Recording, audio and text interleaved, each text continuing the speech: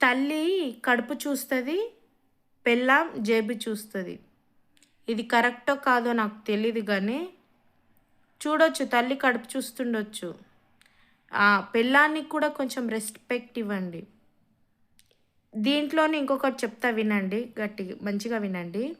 ఏంటంటే తల్లి ఎప్పుడు భార్య కాలేదు.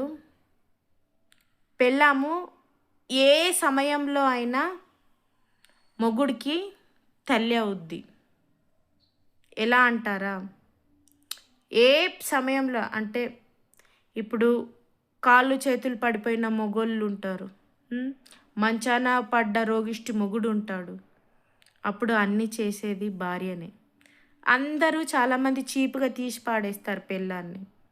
చివరిదాకా నీకు నడిచేది భార్యనే. ఇద్దరు ముఖ్యమే. ఇద్దరికి రెస్పెక్ట్ ఇవ్వండి. ఓకేనా?